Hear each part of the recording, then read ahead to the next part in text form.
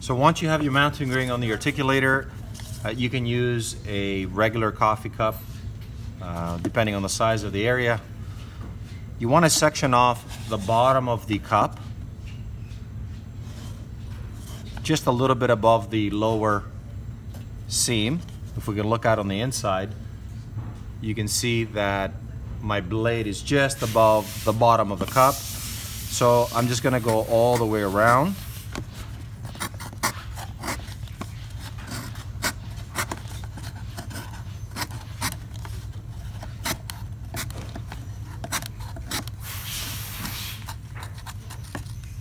So I've removed the bottom of the cup. So now we have an opening.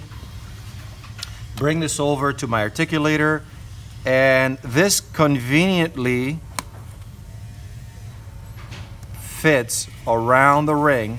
Maybe I can cut off a little bit more, because as I cut some more off, the bottom of the base gets a little bit bigger. If you have a hard time at this point using your blade, you can take just a pair of scissors, and I'm going to cut off just a little bit more of the base. Just do it in small increments, otherwise you're going to make the base way too big and it's going to fit rather loosely around the ring.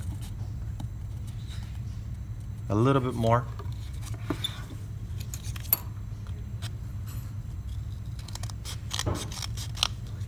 So I'm taking off maybe about 1.5 millimeters at a time.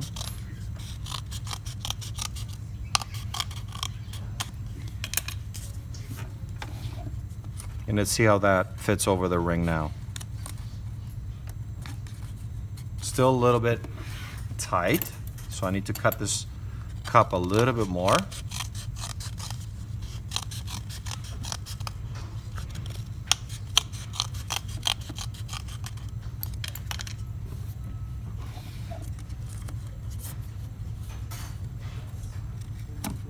So that fits nice and tight around the ring.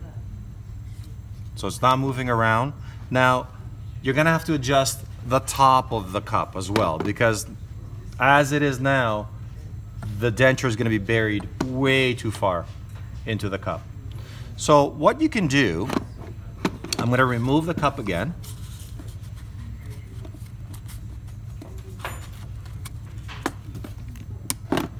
And hold my articulator, make sure everything's back into centric. Hold my articulator like that, and I'm going to take a little pencil and just make a marking on the side of the articulator here.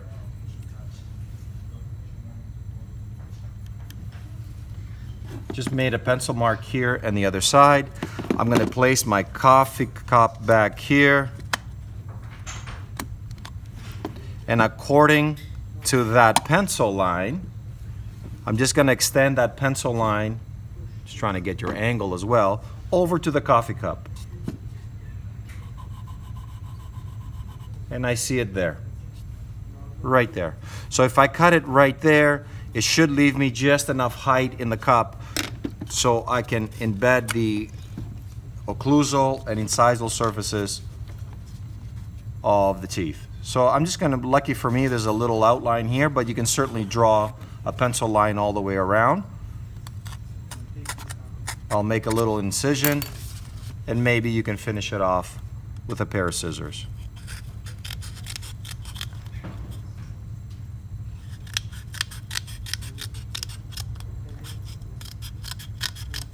I'll just follow that outline all the way around. If you're a little bit high or a little bit short, it's not the end of the world. You can compensate with the amount of plaster that you're placing in between. So I'll put my coffee cup all the way back. Here we go. And now when I close the articulator, I just have enough there to support the plaster and give me enough height so I can make an imprint of the maxillary, incisal, and occlusal surfaces of the teeth. Notice that the coffee cup has a bit of a conical shape, so meaning the top is a little bit wider than the bottom. And having said that, what if you don't have a coffee cup? What do? Well, you can make this out of base plate wax. But if I take one piece of base plate wax and trying to wrap it around, it won't exactly fit the ring. It's a little bit short. So what you can do is take another piece of base plate wax, and I'm gonna heat this side and that side over the Bunsen burner and tag those two together. So I'm kind of melting the wax a little bit, so they seal together somewhat. You can see the wax being a little bit soft. So I've sealed those together. You can certainly take your fond stock and make sure you get a proper seal all the way around.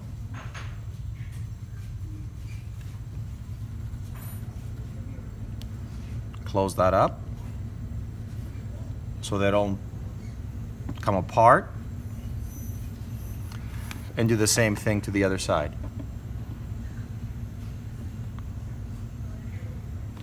And I'm gonna roll this together to create that conical shape that I mentioned earlier. Well, this is a lot of work now. I'd rather go to my local dollar store and pick up some paper cups and have them on hand.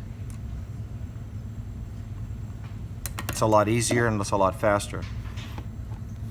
So now I have a lot more than what I need, and in fact, I'm going to remove the top portion of the articulator altogether. So it's a little bit easier to work with. And as you can see, I have a lot more wax than what I need. So basically, I need about to here, so to speak, from there to there. So I'm going to soften up this whole side over the Bunsen burner. I can use this as my template to wrap it around the cup as well. But remember, we don't have a cup. But you can have just one cup in hand to use it as a template. You could, but I'll do it without it.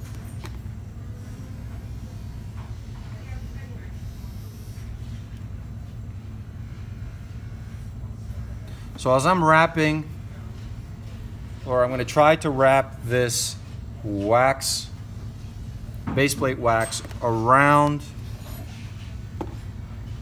here. I'm going to try to give it a bit of a conical shape. It's not the easiest thing to do. So this is a lot of work.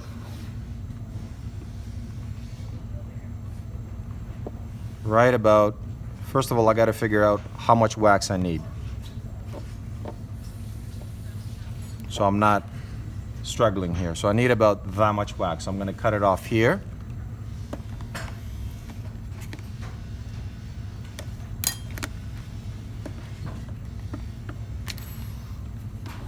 So I think I have enough wax there now to wrap it around. And as I'm doing so, I'm going to try to fold it to give me the same cone shape where the top of the wax is a little bit wider than the bottom. Maybe I should have left it a little bit longer, but we'll see how it works. I think I should have a little bit longer, but I'll go to there. Okay, so I'm going to seal the sides here. I think I have enough width in the roll.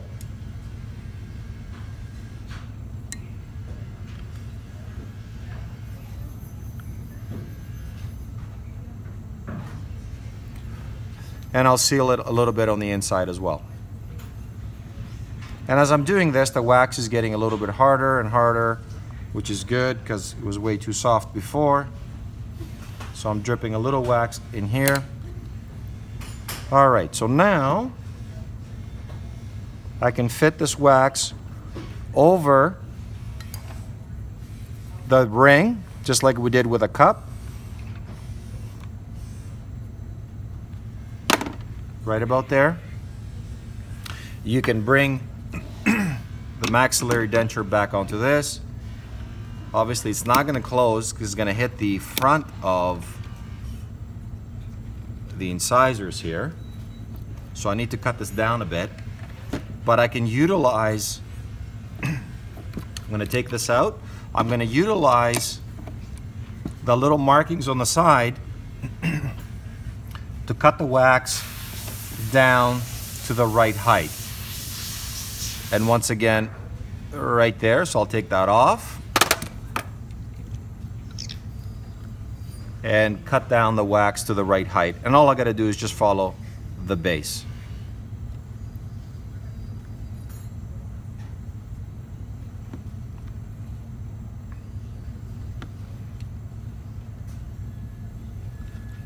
I'll cut it all the way around.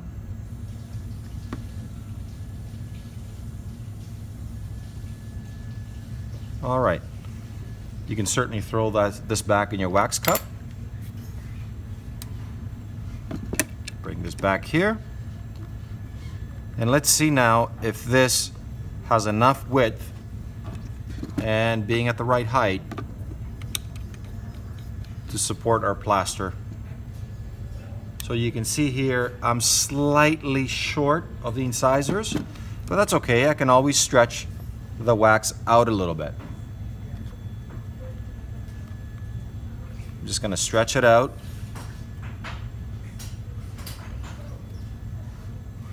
To get those incisors to fit in there a little bit better. In fact, I'm just going to shift the whole thing forward. Stretch it out a little bit to accommodate the incisors. Just enough. So I'm at the right height again. And I have full support of all the teeth. Now this is not perfectly centered like the cup was, but it doesn't have to look pretty. It just has to be effective.